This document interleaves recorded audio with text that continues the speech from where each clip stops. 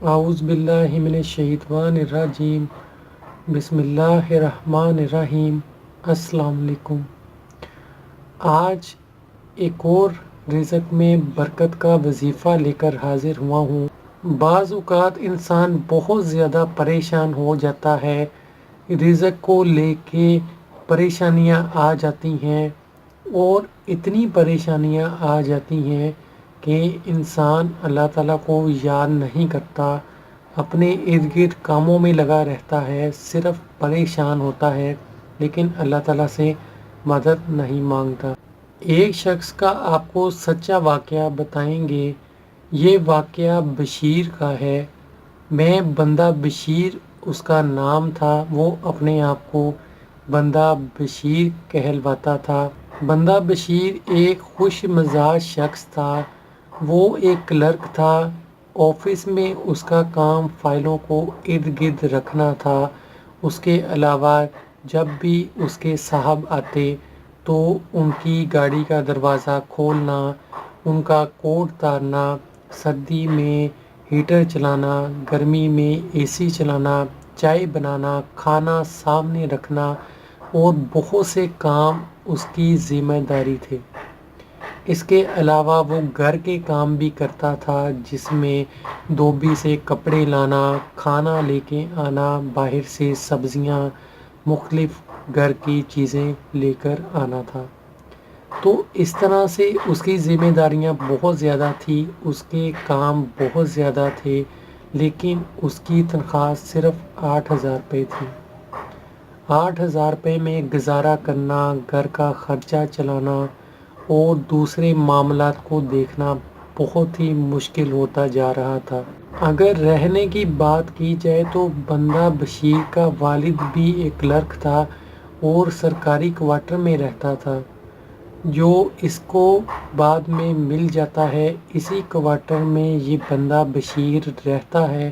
اس quarter میں اس کی بوڑھی والدہ بھی رہتی تھی، جن کا صرف ایک ہی خواب تھا کہ میرا بیٹا مجھے حج کروائے گا، مدینے کی سیر کروائے گا، کیونکہ بندہ بشیر نے بچپن سے ہی یہ سنا تھا اپنی ماں سے کہ جب میرا بیٹا بڑا ہوگا مجھے حج کروائے گا، مدینے کی سیر کروائے گا۔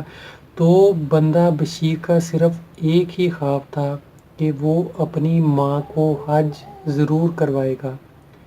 ایک طرف 8,000 تنخواہ تھی، اس کے اندر پیسے بچانا بہت ہی مشکل ہوتا جا رہا تھا۔ پھر بندہ بشیر اپنے پیسوں میں سے 2,000 روپیہ بڑی مشکل سے نکال کے ایک جگہ رکھ دیتا تھا کہ جب پیسے جڑ جائیں گے تو وہ اپنی ماں کو حج کروائے گا۔ بندہ بشیر نے مولوی صاحب سے سن رکھا تھا کہ اپنی ماں کی خدمت کرنا بہت ہی ثواب کا کام ہے۔ جو شخص خدمت کرتا ہے اپنے والدین کی، اپنی ماں کی، وہ دنیا میں بھی کامیاب ہوتا ہے اور آخرت میں بھی کامیاب ہوتا ہے۔ اس لیے وہ اپنی ماں کی بہت خدمت کرتا تھا، نمازیں پڑھتا تھا اور نماز کے بعد سورۃ الکوثر کا وظیفہ کرتا تھا۔ اللہ تعالیٰ سے مدد مانگتا تھا، خدمت بھی کرتا تھا، نمازیں بھی پڑھتا تھا۔ زندگی گزرتی جا رہی تھی، اس کا بس ایک ہی خواب تھا کہ وہ اپنی ماں کو حج کروائے۔ بندہ بشیر نے شادی بھی نہیں کی، کیونکہ حالات کی وجہ سے، مجبوریوں کی وجہ سے وہ اپنی ماں کو حج کروانا سب سے بڑا فرض سمجھتا تھا، اس لیے اس نے شادی بھی نہیں کی اور پیسے جوڑتا رہا۔ اچانک ایک دن اس کے دوست، جو کہ اس کے ساتھ ہی نوکری کرتا تھا، جس کا نام نعیم تھا، اس کا بیٹا چھت سے پتنگ اڑاتے ہوئے نیچے گر گیا اور شدید زخمی ہو گیا۔ نعیم نے بڑی مشکل سے ارد گرد سے پیسے اکٹھے کیے۔ 1,00,000 روپیہ اس نے کسی طرح اکٹھا کر لیا اور 1,00,000 روپے کی ابھی بھی نعیم کے پاس کمی تھی۔ ڈاکٹرز نے کہا تھا کہ 2,00,000 روپے میں آپریشن ہوگا، اس کا بچے کا علاج ہوگا۔ تو 2 लाख रुपए की बात थी। 1 लाख रुपया नईम ने इकट्ठा कर लिया। 1 लाख रुपया उसके पास नहीं था। उसने बंदा बशीर को कहा कि मुझे पैसों की ज़रूरत है, मुझे 1 लाख रुपया दे दो। बंदा बशीर बहुत परेशान हो गया, क्या करे। एक तरफ उसकी माँ है जिसको वो हज करवाना चाहता है, बड़ी मुश्किल से उसने पैसे जोड़े थे। एक तरफ उसके दोस्त के बच्चे की ज़िंदगी का सवाल है, अगर वो ये पैसे दे देता है तो इलाज हो जाएगा। वो बहुत टेंशन में आ गया, परेशान रहने लगा। उसे समझ नहीं आ रही थी कि क्या करे। उसने आखिरकार पैसे नईम को दे दिए कि वो अपने बच्चे की ज़िंदगी बचाए। और उसके बाद वो मस्जिद गया।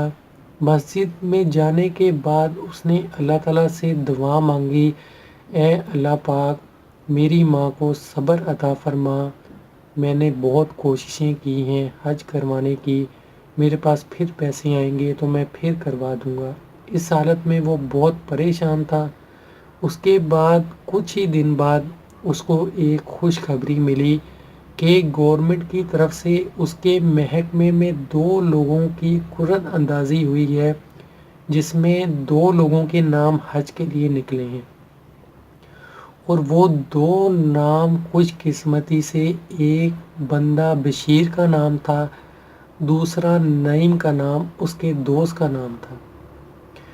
जब ये बात पता चली नईम को, तो नईम फ़ौरन ही अपने अफसर के पास गया और उसने सारी बात बता दी कि किस तरह बंदा बशीर पैसे जोड़ता रहा अपनी वालदा को हज करवाने के लिए, और किस तरह से मेरा बेटा ज़ख्मी हुआ और बंदा बशीर ने मुझे पैसे दिए।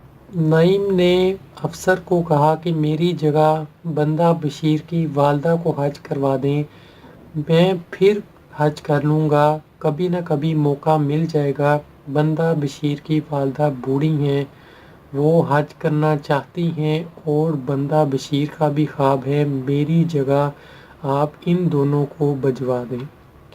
अफसर ने ऐसा ही किया। बंदा बशीर और उसकी वालदा के लिए बहुत खुशी का ये वक्त था। दोनों हज पे गए। हज पे जाने के बाद बंदा बशीर ने अपनी वालदा की बहुत खिदमत की। वहाँ पे ये देख के एक फैमिली आई हुई थी, वो बहुत ही मुतासिर हुई। मुतासिर होने के बाद उस फैमिली ने अपनी बेटी का रिश्ता बंदा बशीर से कर दिया। बंदा बशीर की बीवी पढ़ी लिखी थी।